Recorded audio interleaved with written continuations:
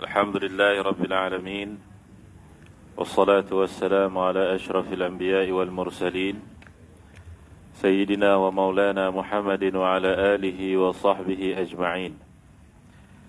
نوينا التعلم والتعليم والتذكر والتذكير والنفع والانتفاع والإفادة والاستفادة والحث على التمسك بكتاب الله وسنة رسوله صلى الله عليه وسلم والدعاء إلى الهدى والدلالة على الخير ابتغاء وجه الله ومرضاته وقربه وثوابه سبحانه وتعالى على هذه النية وإلى حضرة النبي المصطفى صلى الله عليه وسلم وآله وأصحابه ولمشايخنا الكرام ولمصنف شيء لله لهم الفاتحة. أعوذ بالله من الشيطان الرجيم. بسم الله الرحمن الرحيم. الحمد لله رب العالمين الرحمن الرحيم مالك يوم الدين إياك نعبد وإياك نستعين اهدنا الصراط المستقيم صراط الذين أنعمت عليهم غير المغضوب عليهم ولا الضالين آمين. Alhamdulillah, puji-pujian bagi Allah Subhanahu wa taala. Dengan limpah dan kurnianya dapat kita bersama-sama pada hari ini untuk kita sambung muzakarah kita di dalam kitab 40 hadis membudayakan sunnah Rasulullah sallallahu alaihi wa ala alihi wa ashabihi wa baraka wasallam. Jadi insya-Allah kita sambung pada muka surat 480. Last sekali sebelum Ramadan. Menghidupkan Lailatul Qadar. Kenalah tajuk. Baik. Muka surat 480, bab yang ke-40. قال المصنف رحمه الله تعالى ونفعنا به وبعلومه في الدارين آمين يا رب العالمين. Bab yang ke-40 yaitu menghidupkan Lailatul Qadar. Bismillahirrahmanirrahim. An Aisyah radhiyallahu ta'ala anha qalat kana an-nabiy sallallahu alaihi wasallam إذا دخل العشر شد مئزره وأحيا ليله وأيقظ أهله. رواه البخاري di dalam kitab salat tarawih, di dalam kitab salat tarawih. Baik, maksud hadis daripada Aisyah radhiyallahu taala anha, dia berkata, apabila masuk pada malam ke-10, iaitu 10 yang akhir pada bulan Ramadan, Nabi SAW akan menguatkan sarungnya, menghidupkan malam dan membangunkan keluarganya. Diriwayatkan oleh Al-Bukhari. Jadi tuan-tuan yang dimuliakan Allah Subhanahu wa taala, ini disebutkan menghidupkan malam Lailatul Qadar. Lailatul Qadar ni dia ada dua sebutan. Kalau ikut pada bahasa lah. Ada dengan sebutan Lailatul Qadri. Ada dengan sebutan Lailatul Qadari. Itu di sudut sebutan lah ya pada bahasa. Baik. Maka Lailatul Qadar ni tuan-tuan yang dimuliakan Allah Subhanahu wa taala, ia satu hadiah daripada Allah Subhanahu wa taala yang khusus kepada umat Muhammad sallallahu alaihi wa ala alihi wa ashabihi wa baraka wasallam, yang tidak diberikan kepada umat-umat sebelumnya. Sebab itu disebutkan dalam satu hadis Nabi sallallahu alaihi wa ala alihi wa ashabihi wa baraka wasallam, riwayat Dailami menyatakan bahawasanya annallaha subhanahu wa ta'ala wahaba li ummati lailatul qadri wa lam yu'tiha man kana qablahum. Disebutkan apa dia oleh baginda Nabi SAW, innallaha ta'ala wahaba li ummati lailatul qadri, sesungguhnya Allah subhanahu wa ta'ala menganugerahkan Lailatul Qadar kepada umatku, kata Nabi SAW. Walam yu'tiha ahadun min qabli, dan tidak diberikan, walam yu'tiha ahadun min qabli, dan tidak diberikan kepada umat yang lain sebelumku. Maka tuan-tuan yang dimuliakan Allah Subhanahu wa taala, ini bermaksud Lailatul Qadar adalah hadiah khusus buat umat Muhammad sallallahu alaihi wa ala alihi wa ashabihi wa baraka wa sallam. Maka tuan-tuan yang dimuliakan Allah Subhanahu wa taala, adapun begitu sebahagian ulama berpendapat di dalam kitab-kitab para ulama gitu tentang membahaskan Lailatul Qadar. Sebahagian ulama berpendapat Lailatul Qadar ini terjadi juga kepada umat yang terdahulu, tetapi bukan kepada umat, kepada nabi-nabi yang terdahulu sahaja. Bukan kepada umat. Kepada nabi-nabi yang terdahulu sahaja, bukan kepada umat. Baik. Maka tuan-tuan yang dimuliakan Allah Subhanahu wa taala, bila kita baca hadis ni, dia kata maksud hadis daripada Aisyah radhiyallahu taala anha, dia berkata bila masuk malam ke-10 yang akhir bulan Ramadan, Nabi akan menguatkan sarungnya, yakni kainnya, ya, menghidupkan malam dan membangunkan keluarganya. Ini diriwayatkan oleh Al-Bukhari. Baik, muqaddimah hadis. Ramadan adalah bulan yang mulia. Orang Arab menyebut kedatangan Ramadan dengan ucapan Ramadan Karim, Ramadan yang mulia, ya. Tetapi hendaklah dijawab Allahu Akram, bermaksud Allah lebih mulia. Jadi tuan-tuan, ini dah kita kata apa, kebiasaan ucapan orang Arab, ya.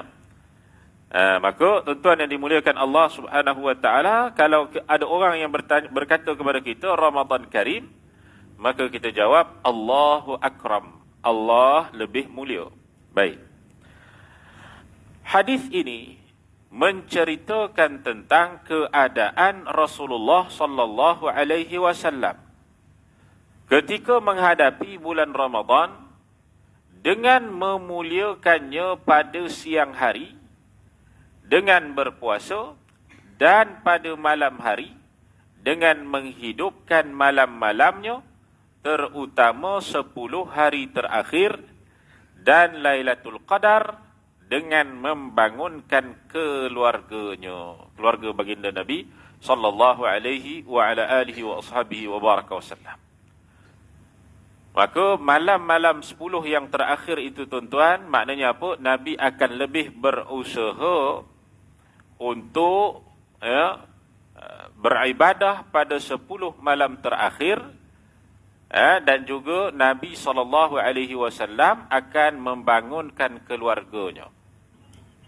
Maka tuan-tuan yang dimuliakan Allah Subhanahu wa taala, sebab itu disebutkan dalam satu hadis riwayat Muslim, kana Rasulullah sallallahu alaihi wasallam yajtahidu fil 'ashr al-awakhir ma la yajtahidu fi ghairihi.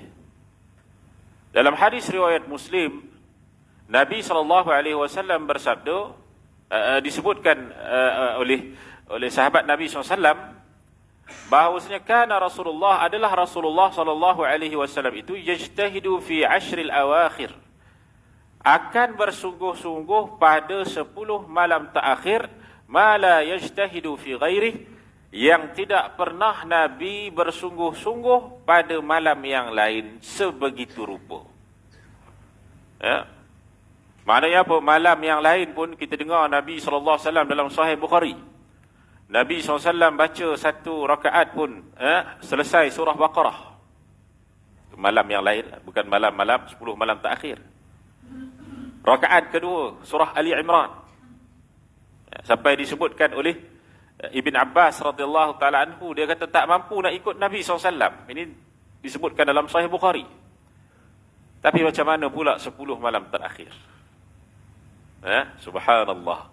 Lagi-lagilah kita kata, kalaulah disebutkan bahawa Nabi tidak bersungguh-sungguh, melainkan Nabi SAW akan bersungguh-sungguh pada 10 malam terakhir, yang tak pernah Nabi bersungguh-sungguh seperti itu pada malam yang lainnya. Macam mana pula? Wallahu a'lam. Maknanya apa? Kata para ulama, bila baca sahaja hadis yang menyatakan Nabi akan mengetatkan kainnya, dengan maksud apa dia? Nabi SAW akan lebih berganda-ganda usahanya pada 10 malam yang terakhir. Itu dia. Baik. Maka tuan-tuan yang dimuliakan Allah Subhanahu wa taala, dan 10 malam terakhir sunat mengejutkan keluarga, dalil daripada hadis ni. Ya, pada 10 malam terakhir. Baik. Lebih-lebih sunat. Untuk apa? Untuk sama-sama mendirikan qiyamul lail. Ya, baik. Huraian hadis. Puasa diwajibkan pada bulan Ramadan tahun kedua Hijrah. Ya, diwajibkan pada bulan Ramadan tahun kedua Hijrah. Mula-mula diwajibkan tu tuan-tuan. Mula-mula diwajibkan tu, Allah Subhanahu wa taala beri pilihan kepada umat Islam, sama ada nak puasa ataupun tak. Ini pilihan. Kalau tak puasa, maka kena beri fidyah. Ini pada awal-awal pensyariatan puasa. Maknanya awal-awal syariat tu dia bukan diperintah terus wajib puasa, tak. Sedikit demi sedikit. Ya, ini kita kata kaedah di dalam melaksanakan hukum hakam. Sama macam bab arak, sama macam bab-bab yang lain lah, ya. Kita kata dia ada peringkat-peringkat dia. Baik. Maka tuan-tuan yang dimuliakan Allah Subhanahu wa taala, pada awalnya mereka diberi pilihan. Nak puasa, puasa. Tak nak puasa, tak apa. Kalau tak nak puasa, kena bayar fidyah. Dalil di mana dia? Dalil dalam suratul Baqarah ayat 184, kan? A'udzu billahi minasyaitonir rajim. Wa 'alal ladzina yutiqunahu fidyatun ta'amu miskin. Bagi mereka yang tidak berpuasa, maka mereka kena memberikan satu fidyah kepada orang miskin. Jadi pada makanan asasi kepada orang miskin. Satu fidyah ni, kalau kita bacalah kitab-kitab fiqh mazhab Syafi'i kita, lebih kurang 750 gram makanan asasi. Ya, kalau ada khilaf tu khilaf banyaklah. Ya, kita kata. Baik. Maka tuan-tuan yang dimuliakan Allah Subhanahu wa taala, mula-mula diberi pilihan. Setelah daripada tu, maka Allah Subhanahu wa taala mewajibkan terus semua umat Islam untuk berpuasa sebulan di bulan Ramadan. Dalil di mana dia? Dalil daripada suratul Baqarah ayat 185. A'udzu billahi minasyaitonir rajim. Faman syahida minkumus syahra falyasum. Siapa di kalangan kamu yang melihat anak bulan, yakni bulan Ramadan, falyasum, maka berpuasalah. Di sini dengan maksud amrul lil wujub, iaitu perintah dengan makna wajib. Ada perbahasan tentang lihat anak bulan tu pun panjanglah, nak. Kita tak bahaslah bab tu sebab kita masuk bab Lailatul Qadar lah. Baik. Maka tuan-tuan yang dimuliakan Allah Subhanahu wa taala, maknanya apa? Berperingkat, ya. Menurut Imam Al-Baghawi, Ramadan berasal daripada kalimah ar-ramda, iaitu yang panas. Ar-ramda iaitu yang panas. Ini disebabkan orang Arab biasanya berpuasa Ramadan pada cuaca yang sangat panas. Ya, dia sebenarnya kalau ikut Sayyidina Abdullah bin Amir radhiyallahu taala anhu, dipanggil Ramadan. Dipanggil Ramadan kerana bulan tu bulan yang diwajibkan berpuasa. Bulan yang diwajibkan berpuasa bertepatan dengan bulan yang diwajibkan berpuasa tu cuaca panas. Tu. Maka mereka nak namakan apa? Mereka namakan Ramadan sebab Ramadan tu maknanya panas. Gitu. Jadi kalau dia kata sini biasanya berpuasa Ramadan pada cuaca yang sangat panas, boleh jugalah. Cumanya nak dikata apa? Pensyariatan tu kita kata bertepatan dengan bulan yang cuacanya panas. Maka nak bagi nama apa bulan yang cuacanya panas ni? Diberilah nama Ramadan. Begitu. Nah ini pendapat daripada Sayyidina Abdullah bin Amir radhiyallahu taala. Baik. Ada ulama berpendapat bahang yang panas bermakna puasa membakar dosa-dosa sehingga terhapus. Dia ada ulama ni ini sebenarnya ini kalam, ini pendapat Sayyidina Anas. Ada ulama ni maknanya pendapat Sayyidina Anas bin Malik radhiyallahu taala anhu. Baik. Itu dia. Ini pendapat Sayyidina Anas bin Malik radhiyallahu taala anhu. Baik. Namun demikian Allah memuliakan bulan Ramadan, bulan yang agung, kerana pada bulan inilah diturunkan Al-Quran sebagai perlembagaan hidup manusia. Firman Allah dalam suratul Baqarah ayat 185. A'udzu billahi minasy syaithanir rajim. Syahrul Ramadan alladzi unzila fihi al-Qur'anu hudan lin-nasi wa bayyinatin minal huda wal furqan. Kemudian sambungan dia faman syahida minkumus syahra falyasum sampai habislah. Baik. Maksudnya pada bulan Ramadan telah diturunkan Al-Quran yang menjadi petunjuk kepada sekalian manusia, juga menjadi keterangan yang menjelaskan petunjuk. Itu sifatnya Al-Quran. Ya. Al-Quran jadi petunjuk, kemudian dijelaskan lagi petunjuk, serta menjelaskan perbezaan antara yang benar dengan yang salah. Maka tuan-tuan yang dimuliakan Allah Subhanahu wa taala, ini salah satu keutamaan bulan Ramadan. Bahkan keutamaan tersebut ada pada malam Lailatul Qadar di bulan Ramadan, yaitu malam turunnya Al-Quran. Turun Al-Quran daripada mana? Daripada Lauh Mahfuz ke Baitul Izzah. Ya. 30 juzuk. Daripada Lauh Mahfuz turun ke Baitul Izzah ataupun langit dunia.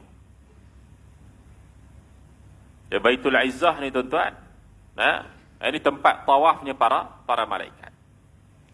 Kalau Baitullahil Haram di bumi, itu tempat tawafnya manusia,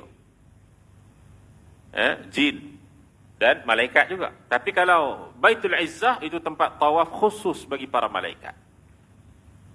Maka diturunkan Al-Quran daripada Lauh Mahfuz ke Baitul Izzah, 30 juzuk terus.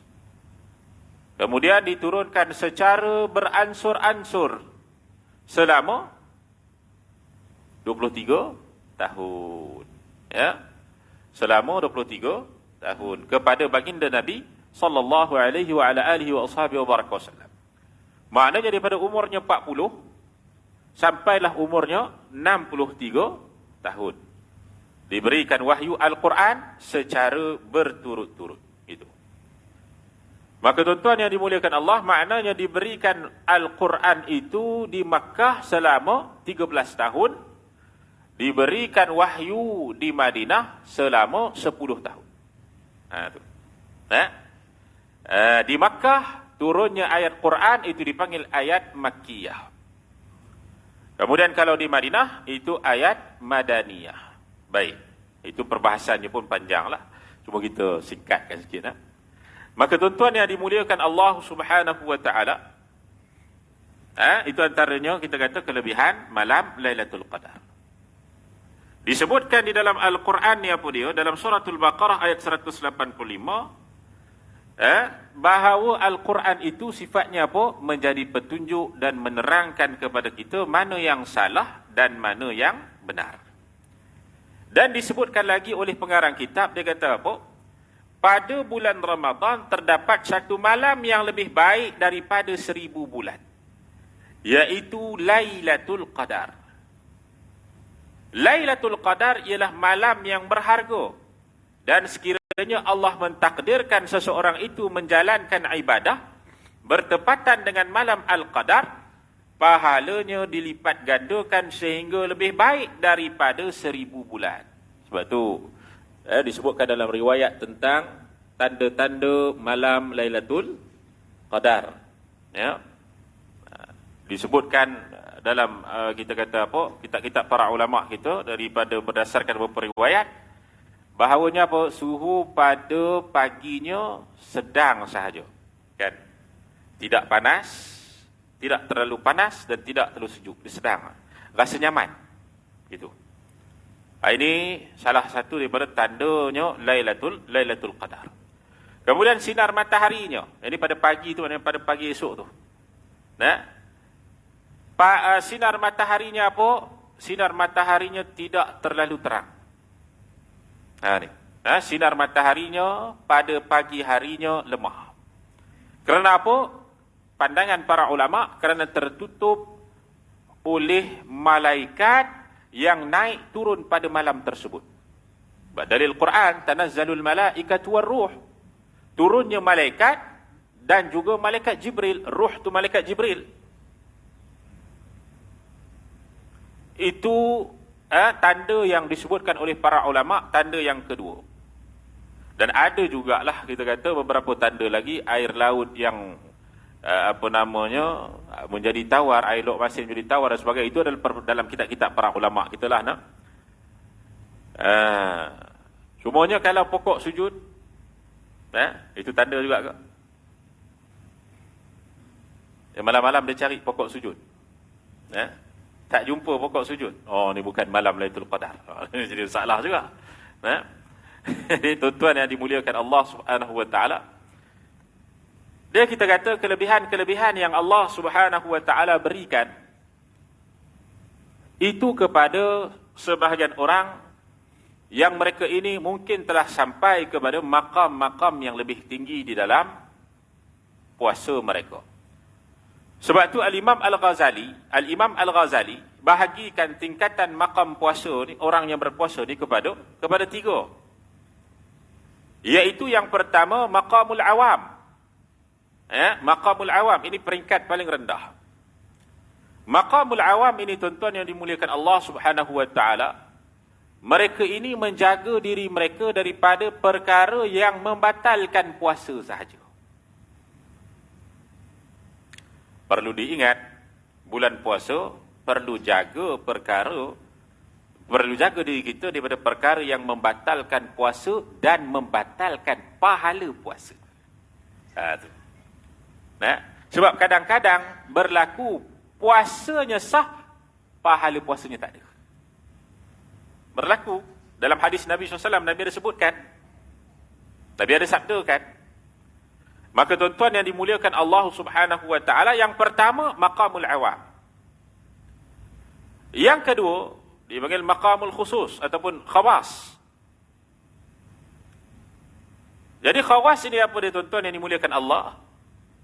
Mereka ini menjaga diri mereka daripada perkara yang membatalkan puasa dan daripada perkara yang membatalkan pahala puasa. Daripada apa? Daripada puasa dan daripada perkara yang membatalkan pahala puasa. Dia kait dengan satu hadis Nabi SAW. Berkaitan sabda Nabi, perkara yang membatalkan pahala puasa, antaranya adalah yang pertama, iaitu ghibah. Ghibah ni apa? Membawang. Ataupun apa? Mengumpat. Bahasa moden kita, membawang. Maka membawang di bulan Ramadan, membawang ni hukumnya haram, termasuk dosa besar. Yang wajib kepada taubat dan wajib kepada istihlal, iaitu minta ampun balik kepada orang yang diumpat. Kalau dia tak minta ampun kepada orang yang diumpat, dia jadi masalah.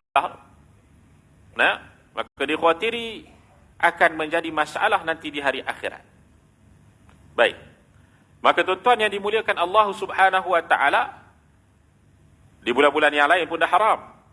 Tetapi di bulan Ramadan, kalau dia melakukan umpatan, maka kita kata apa?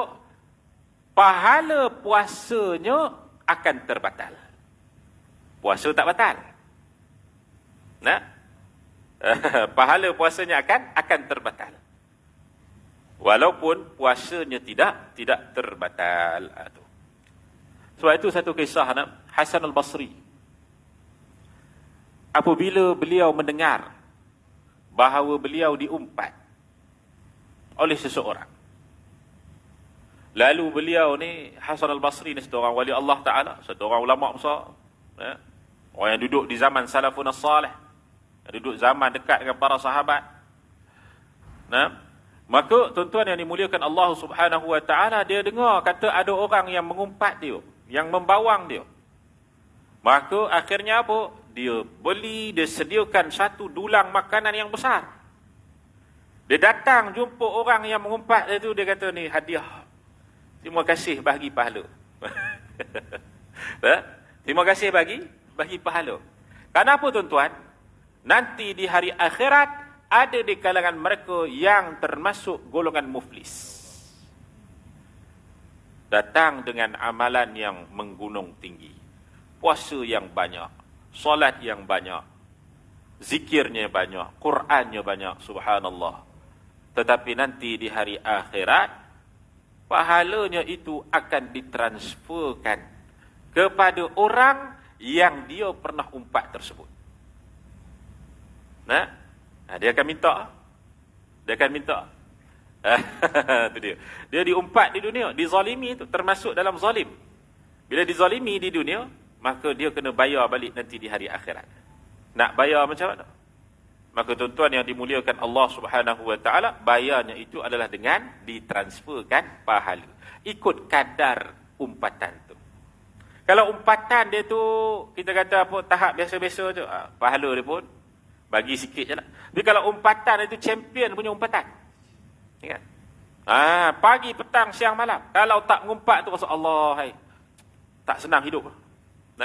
Rasa macam tak manis pula hidup ni. Dia macam seolah rasa seronoknya mengumpat tu seperti mana rasa seronoknya dapat malam Lailatul Qadar. Macam itulah. Maka orang-orang begini rupa tuan-tuan yang dimuliakan Allah, dikhawatiri ya mereka ini akan muflis nanti di hari akhirat. Muflis dunia ni kita kata tak apa lagi lah, boleh usaha lagi. Tapi kalau muflis akhirat, ya, hilang apa amalan yang kita lakukan, haba'an manthura, seperti debu berterbangan. Habis semua, penat sahaja. Yang tinggal hanya penat sahaja. Baik. Maka tuan-tuan yang dimuliakan Allah Subhanahu wa taala, itu dia. Apa namanya? Yang kedua apa dia? Iaitu puasa khawasul khawas. Puasa khawas. Iaitu meninggalkan perkara yang membatalkan puasa dan meninggalkan perkara yang membatalkan pahala puasa. Dan yang ketiga, peringkat yang paling tinggi, iaitu maqam khawasul khawas ataupun khususul khusus. Ini lagi khusus lagi. Ini peringkat yang paling tinggi. Peringkat ini tuan-tuan, ini adalah peringkat yang kebiasaannya dimiliki oleh para wali dan juga para nabi. Ya. Kalau peringkat kedua tu, itu maqam orang soleh. Itu. Baik. Maka peringkat yang ketiga ini tuan-tuan yang dimuliakan Allah Subhanahu wa taala, iaitu dia menjaga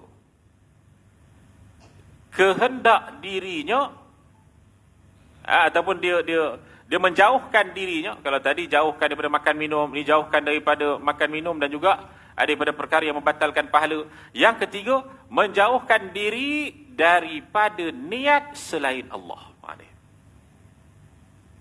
Ini makam khawasul khawas. Maknanya apa? Puasa dia nak Allah Ta'ala. Semata-mata nak Allah Ta'ala. Ya, semata-mata dalam diri dia ni nak Allah Subhanahu wa taala. Tak ada lain dah. Semua benda tu dihindarkan terus. Ya, maknanya apa?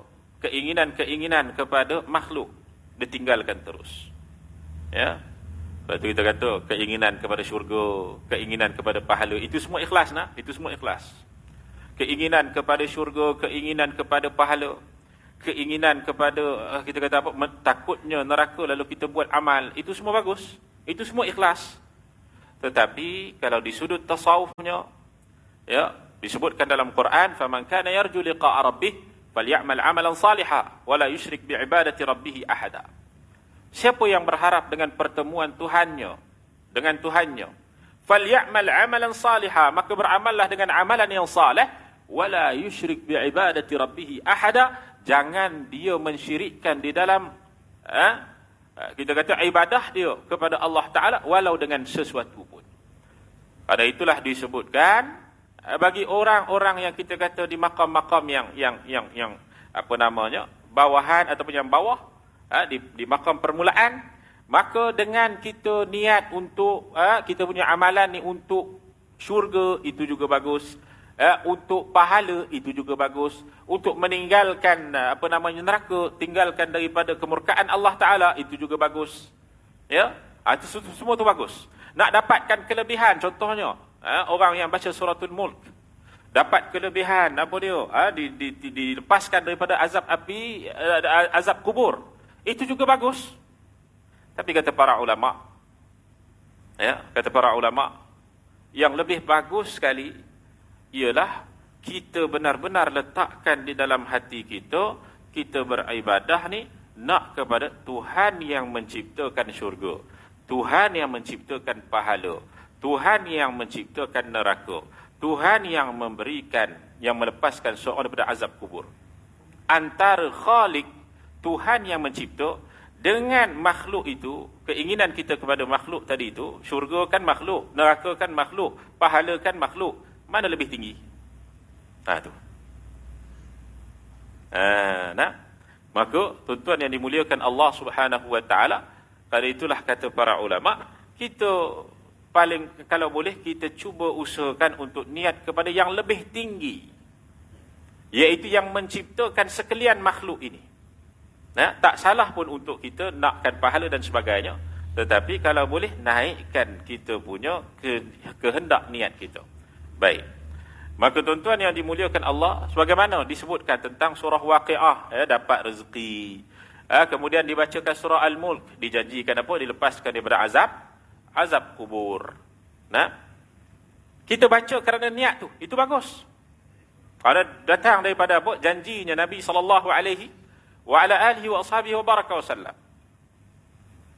Tetapi tuan-tuan yang dimuliakan Allah, makna suratul Mulk itu yang Allah, yang Nabi SAW beritahu akan terlepas daripada azab kubur, maknanya apa? Allah redha kepada surah tersebut. Dan Allah redha kepada amalan tersebut. Maknanya apa dia? Kalaulah satu orang tu, dia beribadah, dia baca surah Al-Mulk kerana nakkan redha Allah Ta'ala, maka itulah sebenarnya yang lebih baik, kerana kalau dapat redha Allah, terlepas azab kubur, terlepas azab neraka, dapat kebaikan di mahsyar dan lain-lain. Mana satu? Itu dia. Dia akan jadi lebih tinggi lagi kalau dapat redha-nya Allah Subhanahu wa taala. Baik. Maka tuan-tuan yang dimuliakan Allah Subhanahu wa taala, disebutkan lagi apa dia? Tak habis lagi Lailatul Qadar, tak cerita lagi ni. Baik. Jadi pada bulan pahalanya dilipat gandakan sehingga lebih baik daripada 1000 bulan. Firman Allah Subhanahu wa taala dalam suratul Qadr ayat 1 hingga 5, a'udzubillahi minasyaitonir rajim. Inna anzalnahu fi lailatul qadr wa ma adraka ma lailatul qadr. Lailatul qadri khairum min alfi syahr. Tanazzalul malaikatu war ruhu fiha bi idzni rabbihim min kulli amr. Salamun hiya hatta matla'il fajr. Maksudnya sesungguhnya kami telah menurunkan Al-Quran pada malam kemuliaan Lailatul Qadar. Tahukah kamu apakah malam kemuliaan itu? Malam kemuliaan itu lebih baik daripada 1000 bulan. Pada malam itu turunnya malaikat dan malaikat Jibril dengan izin Allah untuk mengatur urusan. Malam itu penuh kesejahteraan hingga terbitnya fajar. Sebab itu salah mengatakan malam yang paling mulia dalam setahun adalah malam Al-Qadar. Hari yang paling mulia dalam setahun adalah hari Arafah. Bulan yang paling mulia dalam setahun adalah bulan Ramadan. Tu. Hari yang paling mulia dalam seminggu adalah hari Jumaat. Tu. Kalau buat teka-teki tu kan.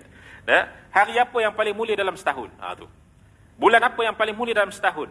Malam apa yang paling mulia dalam setahun? Ini disebutkan oleh para salafun as-salih. Baik. Maka tuan-tuan yang dimuliakan Allah Subhanahu Wa Taala, ada satu hadis Nabi SAW perkara yang membatalkan pahala puasa. Tadi saya sebut antaranya apa? Ghibah, iaitu mengumpat. Yang kedua namimah. Ini membatalkan pahala puasa.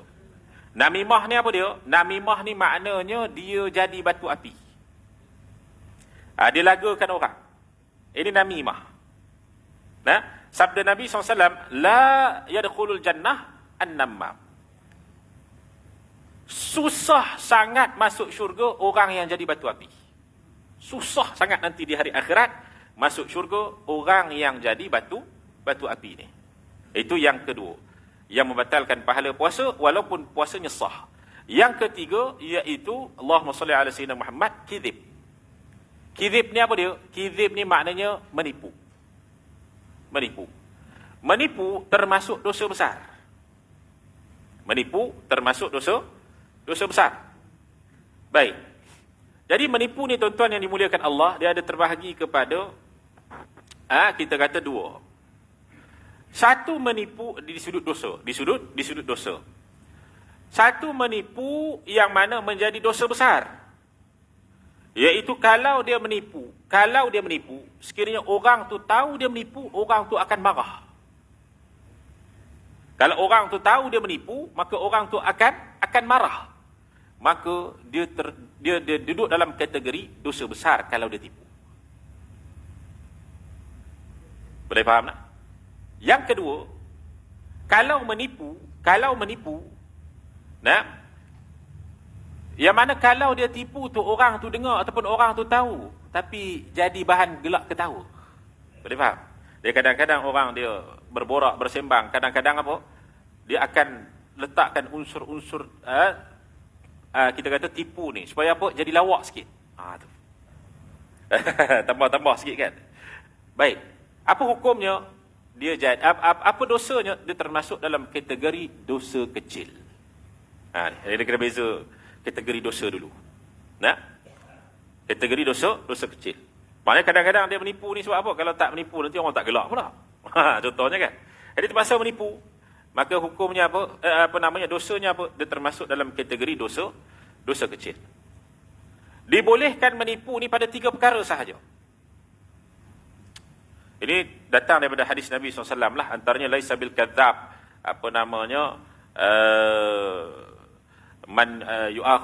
Tidak dipanggil penipu bagi orang yang mempersatukan orang dan sebagainya. Itu adalah hadis Nabi yang panjang lah nak. Cuma saya simpulkan sahaja. Baik. Dibolehkan menipu ni, orang biasa kata tipu sunat kan? Tipu sunat. Tapi tak adalah nak kata sunatnya, dia harus sajalah. Ada keadaan yang boleh jadi sunat. Baik. Iaitu apa? 3 jenis tipu. Tipu isteri dia supaya isteri dia redha dengan dia. Maknanya apa? Dia kata, bagusnya kamu ni. Padahal tak bagus pun. Contohlah. Ni contoh. Supaya tak bergaduh. Ini contoh. Ataupun si isteri dengan suami. Si isteri ni puji suami dia. Baguslah abang ni. Padahal abang ni pun masalah banyak juga. Contohlah. Tapi dia puji. Maka di sini dia cuba untuk memperelokkan keadaan. Tu. Puji di sini walaupun hakikatnya apa? Puji itu tak kena pun. Walaupun puji itu tak kena pun. Maknanya apa? Tipu je tu. Itu dia. Tapi ini para ulama kata ini dibolehkan. Ini dibolehkan. Ini tipu yang tak termasuk dalam kategori dosa. Baik. Ini saya cakap direct terus senang. Yang kedua, iaitu tipu kerana memperbaikkan antara 2 orang. Antara 2 golongan yang bergaduh. Ini disebutkan oleh baginda Nabi SAW dalam hadis yang panjang. Iaitu apa? Tipu kerana memperbaikkan antara 2 golongan. 2 golongan ni tak habis-habis bergaduh. Jadi kita jumpa golongan A, kita kata ni si B ni memang dia kata engkau ni cukup baiklah. Padahal si B ni tak pernah kata si A ni baik. Si B ni duk hentam je, jumpa hentam saja si A ni.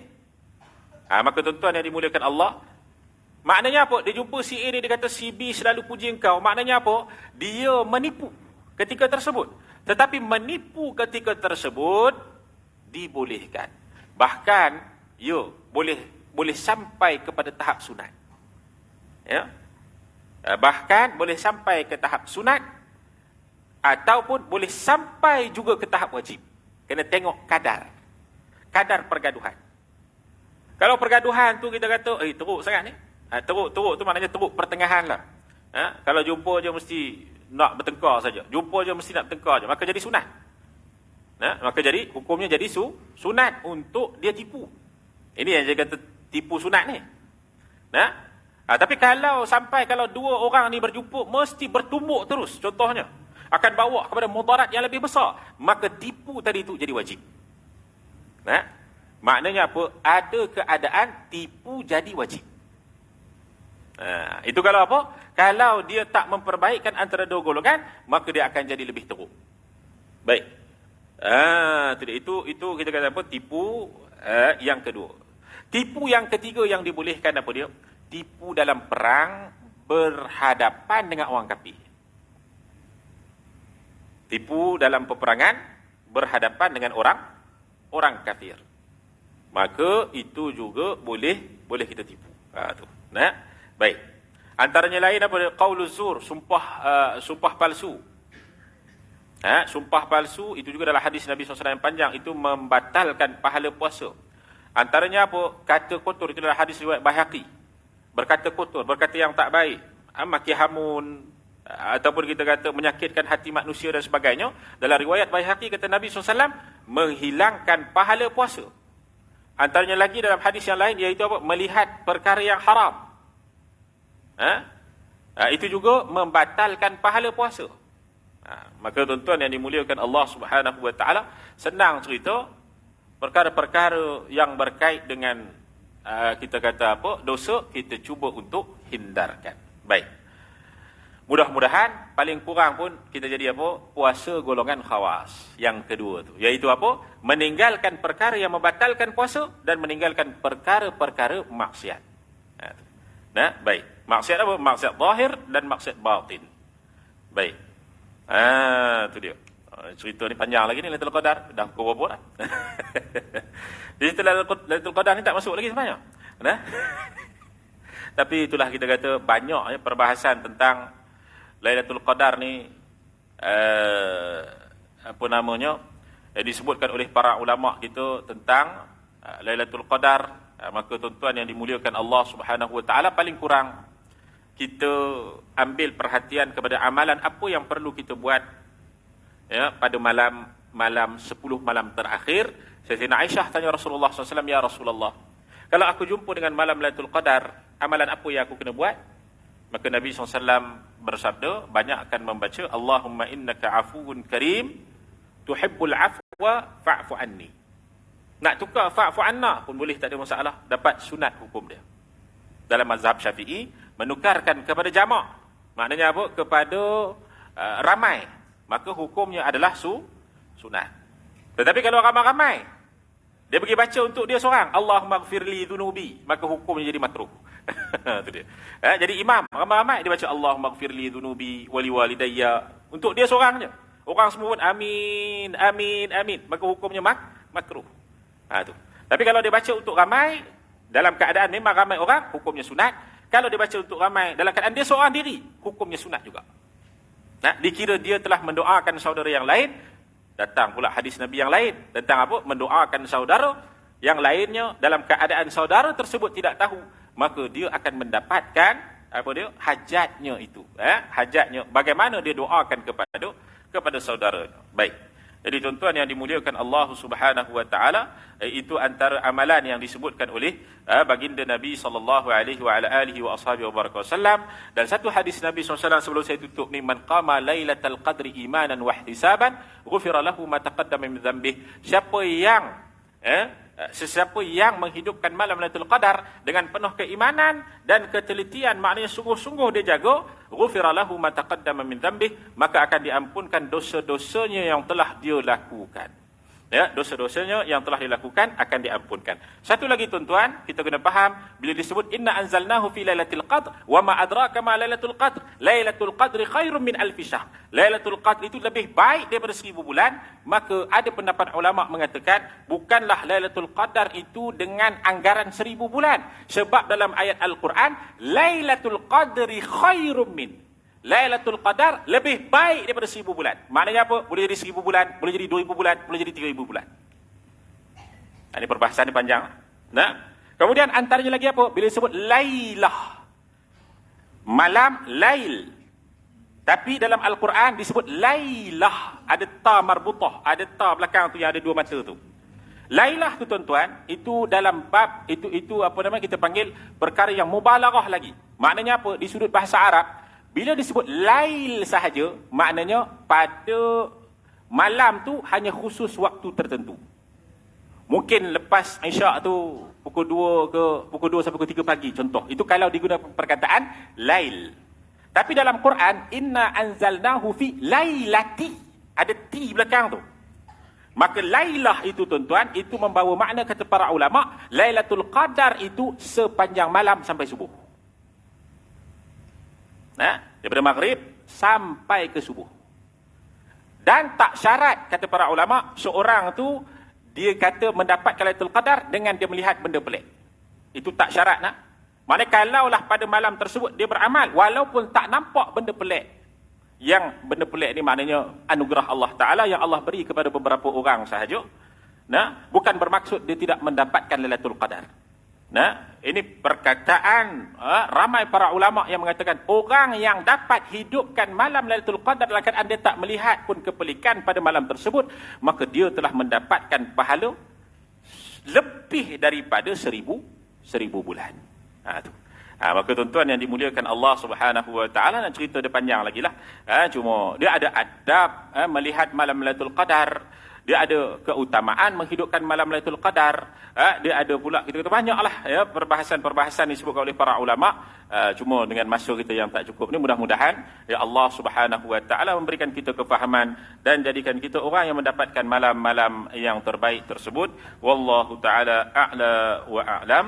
Bismillahirrahmanirrahim. Alhamdulillahirabbil alamin. Wassalatu wassalamu ala asyrafil anbiya'i wal mursalin sayyidina Muhammadin wa ala alihi wa sahbihi ajma'in. Allahumma faqihna fid din wa 'allimna at-ta'wil. Allahumma ij'alna minal ladzina yanzuruna al-kitaba nadratan wahidah wa yahfazuna ma fihi wa yafhamuna bihi wa ya'maluna bihi wa yu'allimuna bihi wa yuballighuna bihi. Allahumma barik lana fi Sya'ban wa ballighna Ramadan.